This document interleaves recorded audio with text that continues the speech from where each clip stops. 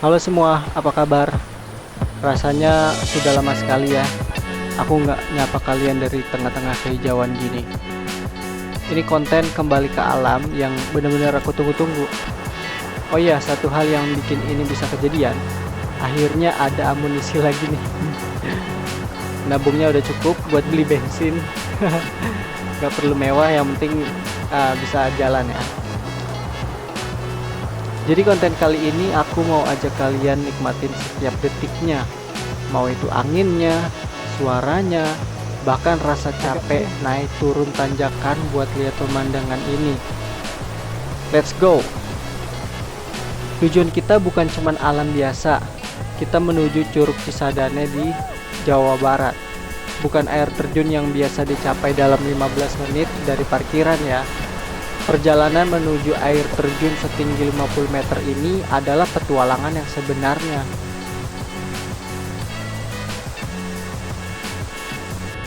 Basecamp atau titik start kita ada di Kampung Wisata Ciwaluh, Kecamatan Cigombong, Bogor. Kalian bisa cek aja linknya di deskripsi ya, nanti gua taruh. Di sini perjalanan dimulai. Dan perlu kalian tahu, air jernih yang akan kita lihat nanti berasal langsung dari mata air Gunung Pangrango. Murni, dingin, dan menyegarkan. Just info, dan jadi pendakian dibuka pada pukul 7, batasnya sampai jam 10 guys. Jadi kalau lewat jam 10 udah tidak diizinkan untuk mendaki. Nah, ini bagian terpenting. Estimasi trekkingnya itu sekitar 3 jam jalan terus. Rutenya epic banget, ekstrim sih kalau kata gua mah. Kita akan melewati persawahan hijau yang luas selama kurang lebih 1,5 jam lah ya. Setelah itu medan berubah total, masuk ke hutan rimba, ke hutan bambu ya. Tapi tantangan sebenarnya adalah kita harus menyeberangi sungai. Ya, bener, sungai. Bukan 1 kali atau 2 kali, 13 kali men. Serius, 13 kali. Trek ini adalah perjalanan basah-basahan, penuh dengan konsentrasi, menyeimbangkan badan di atas batu-batu yang licin sambil merasakan derasnya air dari Gunung Pangrango yang mengalir di kaki kita. Sekarang perhatikan dan catat baik-baik. Perjalanan ini membutuhkan konsentrasi dan kondisi fisik yang prima. Tidak boleh diremehkan, apalagi kalau cuaca hujan atau habis hujan. Jangan sekali-kali nekat untuk trekking. Kenapa? Karena debit air dari Gunung Pangrango bisa naik secara tiba-tiba guys. Arusnya tuh jadi luar biasa kencang dan sangat berbahaya. Bisa nganyut kalian. Keselamatan adalah prioritas utama. Jadi pantau cuaca, persiapkan fisik, dan jika ragu, tunda dulu deh perjalanannya. Jadi, apakah kalian siap untuk ikut saya perjalanan ekstrim dan memukau ini? Dari sawah, hutan, hingga 13 kali menaklukkan sungai untuk sampai ke air terjun yang spektakuler. Ayo kita mulai perjalanannya. Jangan lupa like, subscribe ya, dan nyalakan bel notifikasi untuk ikut setiap langkah kami.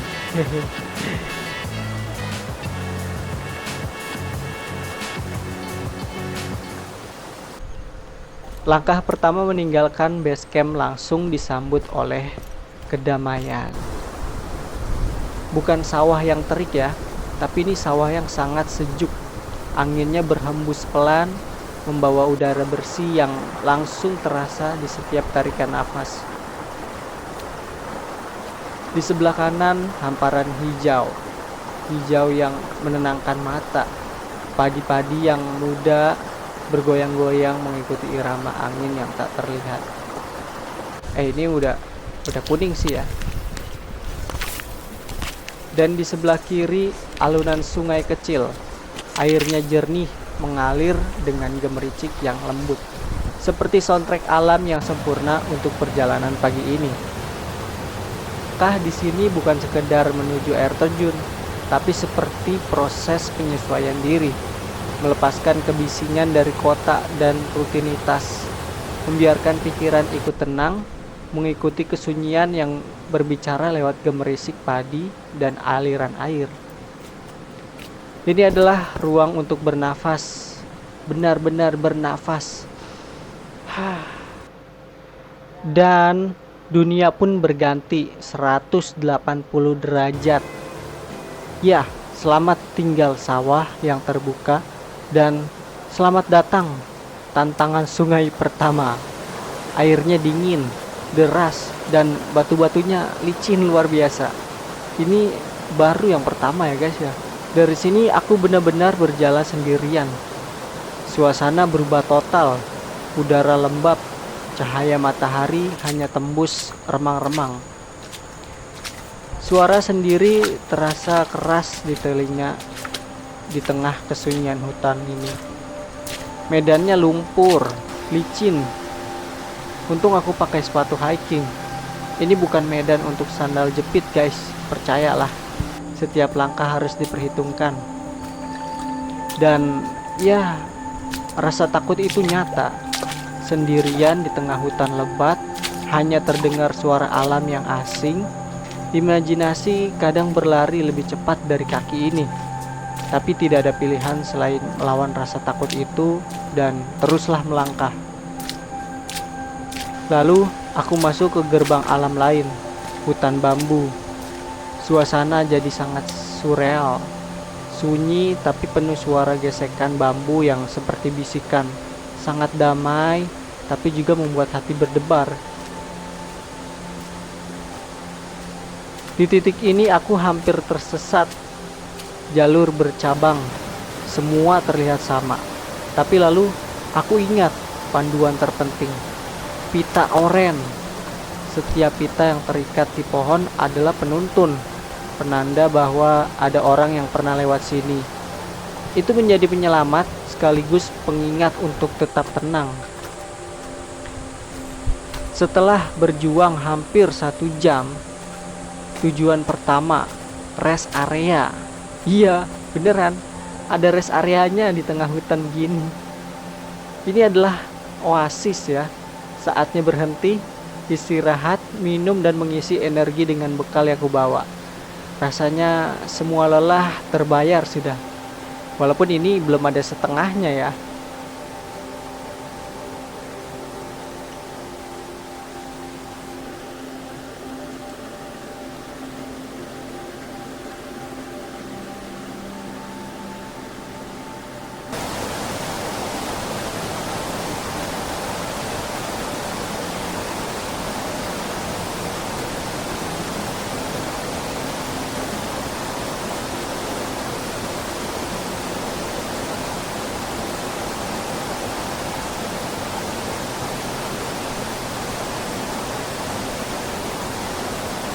Setelah rest area, trek kembali berulang, menyeberangi anak sungai lagi, melawan lumpur lagi, dan merangkak di bawah pepohonan yang semakin lebat. Lalu, aku diingatkan lagi dengan keras tentang bahaya di sini. Pohon tumbang besar dan bekas longsoran. Ini bukan lelucon. Ini benar-benar harus hati-hati guys. Memperlihatkan sekeliling dan tidak terburu-buru.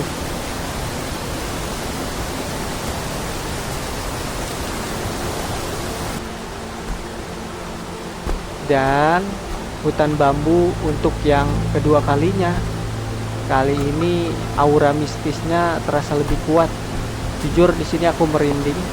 Tapi aku malah menantang makhluk halus. Banyak makhluk halus guys. Tapi gue nggak percaya. Ini gue lagi ada di hutan bambu. Makhluk halus sinilah. Ayo, aku tidak takut. Sendiri.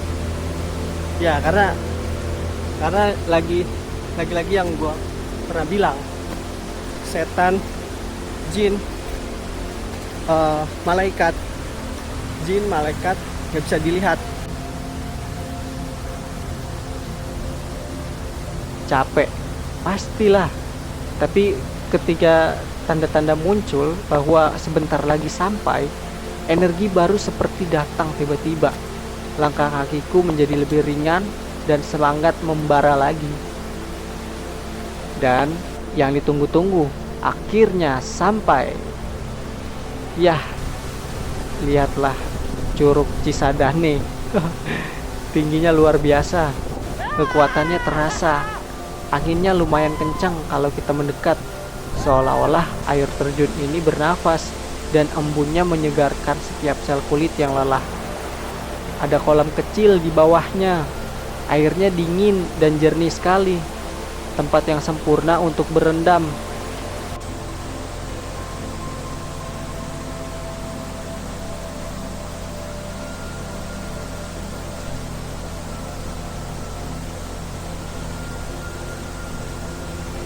Semua perjuangan tadi, 3 jam trekking, 13 kali nyebrang sungai, ketakutan, lumpur, dan rasa hampir menyerah, semua terbayarkan lunas di depan pemandangan ini. Ini bukan sekedar air terjun, ini adalah simbol bahwa hal yang indah butuh perjuangan, bahwa untuk kembali ke alam yang sesungguhnya, kita harus berani masuk lebih dalam, menerima tantangannya, dan menghargai setiap prosesnya. Nah, PR-nya, saya harus mengulang lagi untuk pulang. 13 sungai, hutan, segala macam. Udah jadi risiko ya. Jadi gimana nih untuk kalian? Apakah kalian tertarik untuk kesini juga? Apakah perjalanan ini worth it? Bagiku ya ini sangat worth it ya. Terima kasih sudah ikut dalam perjalanan ini. Sampai jumpa di petualangan berikutnya. Jangan lupa untuk jelajahi, jaga, dan hargai alam kita. Buat kalian yang mau nonton perjalananku di dalam hutan sampai ketemu curug tanpa skip, kalian bisa klik video di kanan atau kiri gue ini ya. Jujur sebenarnya yang mau aku tunjukin ke kalian adalah proses perjalanan menuju curugnya guys, karena itu menurutku keren gitu, sendiri dan di tengah hutan ya, gitulah, menguji nyali. Oke, gitu aja, sekian dulu video kali ini. See you on the next video. Bye. Gue nggak tahu ya, kayaknya kalau harimau udah nggak ada di Jawa. Harimau mungkin sudah adanya di Sumatera. Kalau di sini mungkin macan ya, macan kumbang gitu.